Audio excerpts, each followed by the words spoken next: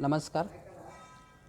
आजच्या लेक्चरमध्ये आपण सब्जेक्ट ऑफिस ऑटोमेशन या सब्जेक्टमध्ये unit first internet and web browser हा टॉपिक शिकणार आहे.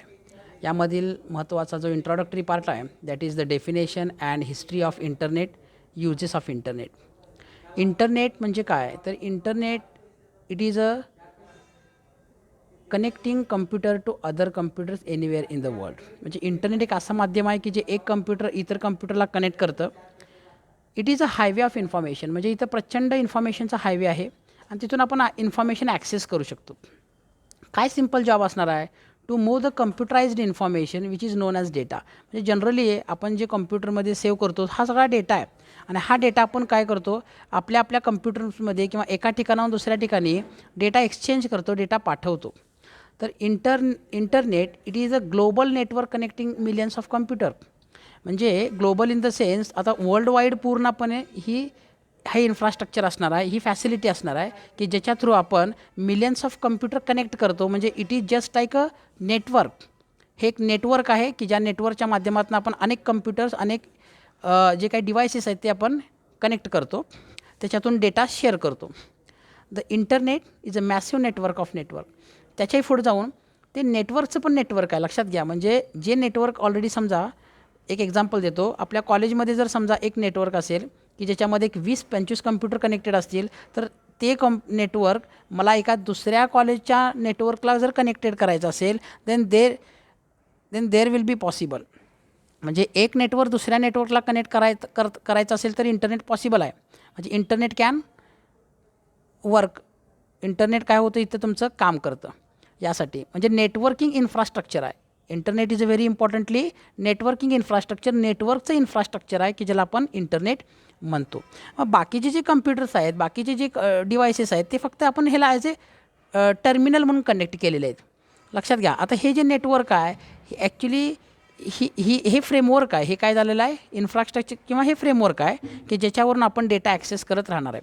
म्हणजे एक एक्झाम्पल्स घ्यायला गेलं तर समजा माझा जो मोबाईल आहे, तो मोबाईल ज्यावेळी मी मोबाईल डेटा ऑफ करतो आहे त्यावेळी तो नेटवर्कमधून डिस्कनेक्ट होतो आहे आणि मोबाईल डेटा स्टार्ट केला म्हणजे माझा मोबाईल काय झाला, नेटवर्कला कनेक्ट झाला. तर या पद्धतीनं आपण इलेक्ट्रॉनिक मेल सेंड करू शकतो, चॅटिंग करू शकतो किंवा काही बुक्स ऑर्डर करू शकताय किंवा you can buy some of the online goods, online some of the equipments and all. So it depends upon the how your strong connection is there and it is connected to globally so that the it brings about the people in a very we can say a very centralized manner. Okay, so with the help of this internet we can connect it to each other and we can share the information. Okay, so this is basic introduction about the internet. Let's talk about the history of internet. 1960s मध्ये ARPANET म्हणजे ARPANET तयार केलं गेलं, which is called as advanced research project agency network. And this originally funded by US department of defence. काय झालं होतं बघा, US डिपार्टमेंटचं जे डिफेन्स ऑफिस आहे ते त्यांनी फंडिंग केलं होतं आणि त्याच्यातून ते ARPANET तयार झाला. It uses the package switching to allowed the multiple computers to communicate on a single network. म्हणजे एकाच नेटवर्कवरून आपण मल्टिपल कम्प्युटर्स कनेक्ट करून पॅकेट स्विचिंग टेक्निक वापरून तिने काय केलं होतं, डेटा कनेक्शन ठेवलं होतं. And this technology grew in 1970 after scientist Robert Kahn and Vinton Cerf develop the transmission control protocol. म्हणजे ही टेक्नॉलॉजी अशीच पुढं चालूच राहिली की त्यावर नंतर सायंटिस्ट जो रॉबर्ट कान आहे किंवा विंटॉप सर्फ आहे त्यांनी पुढं कंटिन्यूस तो चालू ठेवला.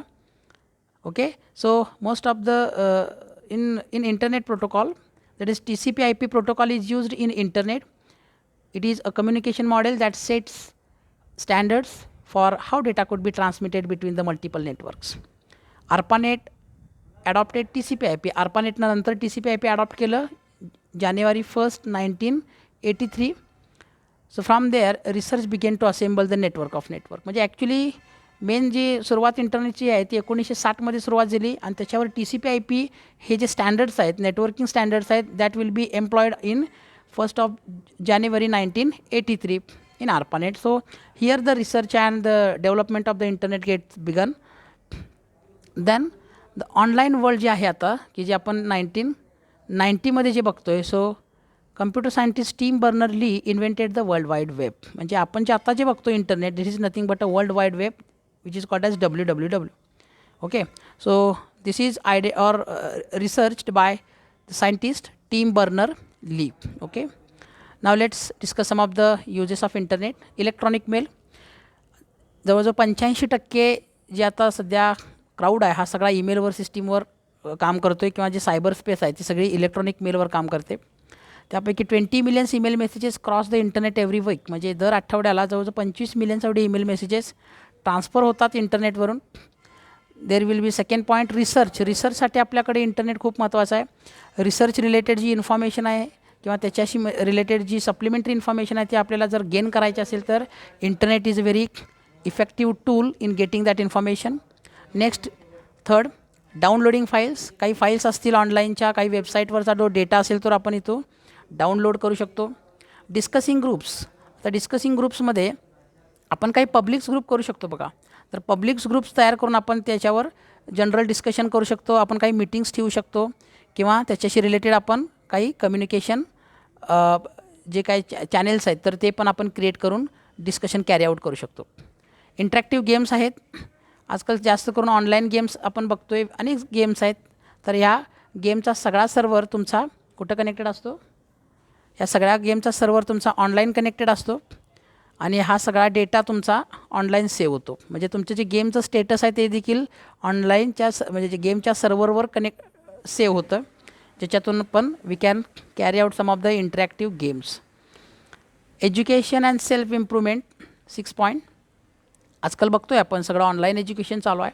ऑनलाईन एज्युकेशनच्या माध्यमातून जो काय आपण कनेक्टिव्हिटी आहे ती कनेक्टिव्हिटी इंटरनेटच प्रोव्हाइड करतं, ज्याच्यामुळं education is possible. Self improvement, स्वतःच्या इम्प्रूव्हमेंट करण्यासाठी आपण काही वर्कशॉप्स असतील, काही सेमिनार्स असतील किंवा काही एक्स्ट्रा रिसर्च वर्क रिलेटेड काही गाईडलाईन्स असतील तर ते आपण इंटरनेटवरून घेऊ शकतो आणि आपण आपला सेल्फ इम्प्रूव्हमेंट करू शकतो. 7 पॉईंट, फ्रेंडशिप डेटिंग. आजकाल पर्सनल एखाद्या व्यक्ती कनेक्टेड असतो इलेक्ट्रॉनिक मीडियाला आणि तिथून आपण पूर्ण आपली फ्रेंडशिप किंवा डेटिंग वगैरे जे आहेत तर ते पण कॅरी आऊट करू शकतो. 8 पॉईंट दिलेला आहे तिने uses. Electronic newspaper and magazines. Okay, तर आपल्याकडं आता काही ब्रेकिंग न्यूज असतात किंवा वेदर फॉरकास्टिंगचे रिपोर्ट्स आहेत, त्याच्याशी रिलेटेड इन्फॉर्मेशन असते, काही स्पोर्ट्स असतात. तर ही जी इन्फॉर्मेशन आहे तर ही पण आपण पूर्ण काय करतो electronic newspaper through carry out करू शकतो. आपण ही घेऊ शकतो. त्याचे काही मॅगझिन्स असतात, आपण ते ऑनलाईन बघू शकतो. नेक्स्ट आहे बघा जॉब हंटिंग. एखादा जॉब जर तुम्हाला सर्च करायचा आहे तर internet is a very effective and precise tool so that to get a job. You can create your own profile on the different websites like naukri.com and all. So after registration you will be getting some of the job opportunity related post on your profile. So it is very easy. Next 10 point आहे shopping.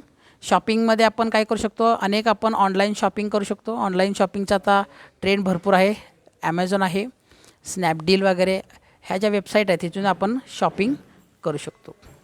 Okay, so in this lecture we have understood the basic information regarding the internet. What is internet? Again we have understood what was the history of the internet, how the internet can be developed and how it is grown up, and lastly we have understood what are the different uses of the internet, and because of that the popularity of internet has more increased. Okay, so I hope you will understand this lecture clearly. Thank you very much.